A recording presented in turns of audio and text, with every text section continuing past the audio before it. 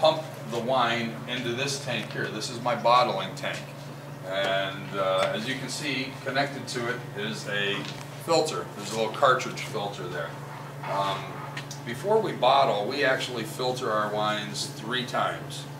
So I'll move the wine over here, run it through a medium grade filter or a coarse filter to try and get some of the particles out of the wine that may be in there. Pump it back to the tank, leave it for another month or 2, move it back over here again, run it through another filter, which is a fine filter, move it back to the tank, leave it for another 30 days, and then when I'm ready to bottle, we move it here again for the final time and we run it through a sterile filter, which hopefully would pick up any particle that would happen to be left in that wine. So the last thing you want to do is open up a bottle of wine and go like this and see stuff in it. So we filter ours 3 times.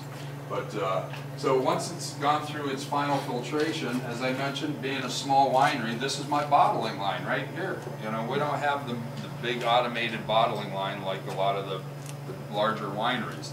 So we pump the wine into this little trough back here. We fill 6 bottles at a time, put them on here, and automatically stops when it's full.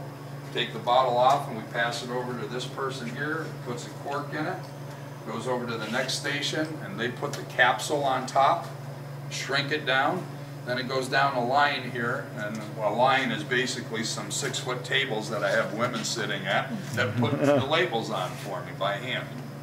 So we have 20 people that usually come in and help me out. They're all volunteers. We have a good time when we do some bottling. It takes us about 3.5 hours to do one of those tanks. But we start at about, we start bottling at about 9. We get here at 8. We have, some donuts and coffee and stuff. And start bottling at 9. About 10:30, they're crying they want some wine, so we get a little wine. And usually by noon we're done, and we have a nice little lunch upstairs, and then everybody gets 3 bottles of wine to take home with them for helping out for the day. So it's a fun day. If anybody's interested, there's an email sheet up by the cash register. You can always put your name on there and love to volunteer for bottling. You might see these guys, Benny, I don't know. I have, don't promote it too much. I have one lady who's been doing this for years, because this used to be a winery before we bought it. And even when it was the old winery, Dan Corona, they did the same thing. Everything was done with volunteers and by hand. So Max, who is in charge of all the volunteers, she's been doing it for 20-some years. So I just call Max when I'm ready to bottle, and she gets in touch with everybody, and boom, they show up, and we go to work on Saturday morning. So it's a lot of fun. But so that's really our process here. If anybody has any other questions, I'm around, just grab me. We'll hopefully be able to answer your questions. We appreciate you guys coming in.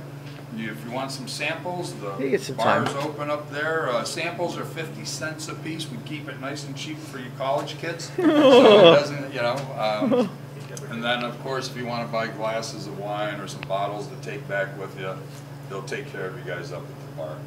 So hope you guys enjoy your semester here and have a real good school year. Like I said, I'm envious, because when I went to Kent, believe me, this class was not available. Because I think I would have flunked it every time just so I could keep taking it. But Tony's a great instructor, a great friend. Well, thanks, Ben. We've known each other for a long time. My family makes a lot of wine at home, and we've had Tony over, and we've done a lot of dinners where Tony's come and taught my family how to do the scoring system. Fun time. Yeah, it's a good time. And then well, tell them Loretta Paganini connection with your niece or your. Well, my niece. Also, that's how I got to know. Used to work with Loretta. Right. Actually, my cousin is who I make my wines with at home. So because I have help at home, we bring in the grapes and we do it, and we have all of our equipment to do that at home. Here, it's just too much work. So my cousin's daughter actually worked with Loretta, went to school at Loretta's, and then became one of her assistant chefs there. And now she's out in Colorado doing doing some work out there. Yeah. But, and I actually at one point thought about wanting to be a chef myself.